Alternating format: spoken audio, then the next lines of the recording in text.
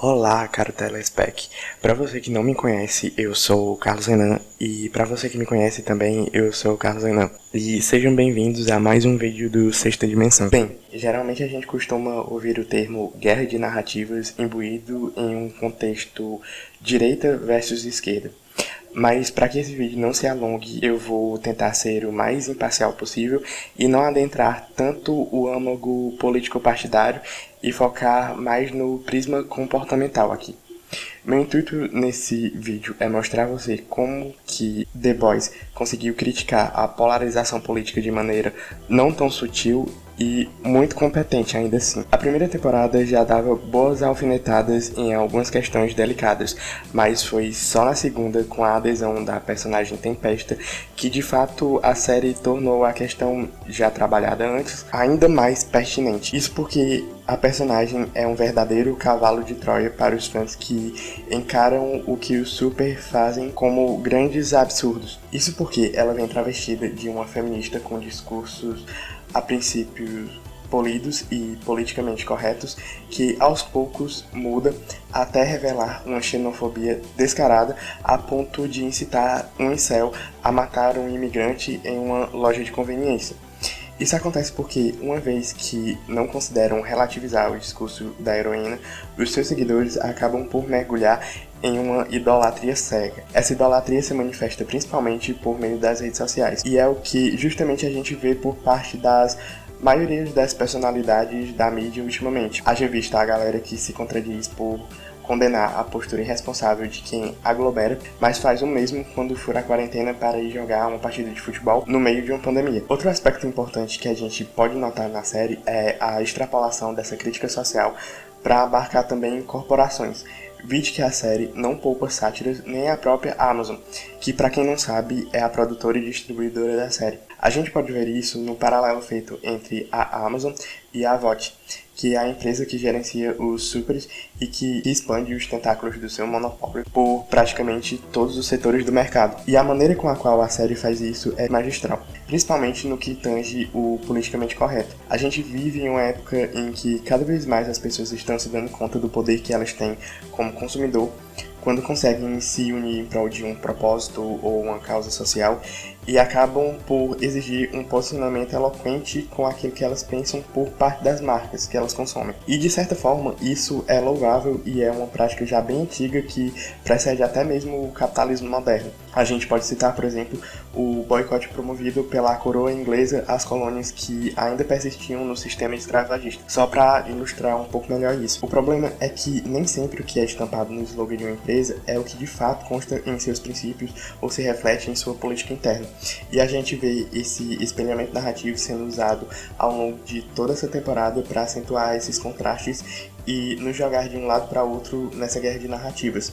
Se você ainda não entendeu o que eu tô querendo dizer, basta pegar a Victoria Newman, por exemplo. A gente vê ela a princípio como uma mocinha inocente e acuada, mas ainda assim firme em seu propósito em posicionar-se contra a VOT. Além também do fato de que ela ergueu uma carreira política justamente pela sua crítica firme aos supers, para no final da temporada a gente ver que ela é um perfeito presente grego, até mais perfeito do que a própria Tempesta, sendo ela uma super, assim como todos os outros os quais ela criticava, que serviu não só para ser uma pessoa acima de qualquer suspeita, como também levantar uma cortina de fumaça. Ou quando a Tempesta se mostra a maior manipuladora de todas, quando põe à frente de sua empresa, nascida do ideal nazista e supremacista, um homem negro, ou quando finge ser submissa ao Homelander, quando na verdade é ele que serve aos propósitos dela.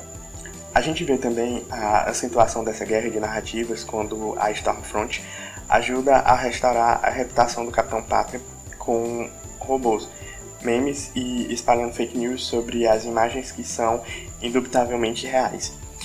Tudo em cima de manipulação, chula, mas eficaz. Tirando o fato de humanos com superpoderes, até que não parece demais uma narrativa completamente cabível à nossa realidade.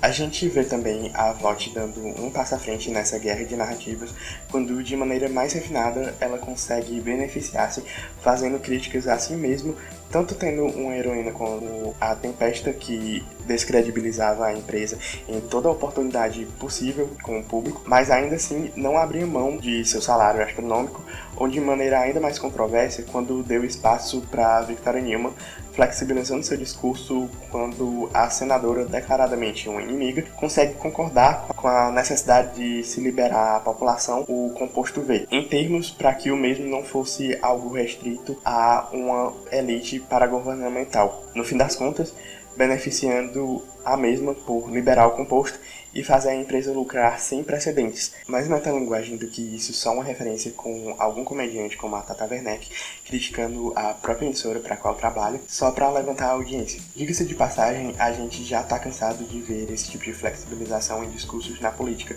Por mais polarizado que seja o cenário, sempre há uma grande faixa neutra muito preciosa que sempre vai ser almejada por ambos os lados das narrativas. Para ilustrar melhor, a gente pode citar o distanciamento do Guilherme Boulos de ideologias mais radicais e a adoção de um tom mais moderado, e ainda que ele não tenha ganhado as eleições para a Prefeitura de São Paulo, foi o que ele fez crescer absurdamente. Ou ainda nas eleições americanas, quando o Partido Democrata levou alguém como o Joe Biden, que é mais próximo da ala da direita, mas ainda assim defensor de algumas pautas progressistas, para concorrer com o Donald Trump, em busca de conquistar os eleitores mais moderados do ex-presidente. Se fosse alguém declaradamente socialista, a virada que a gente viu seria muito improvável.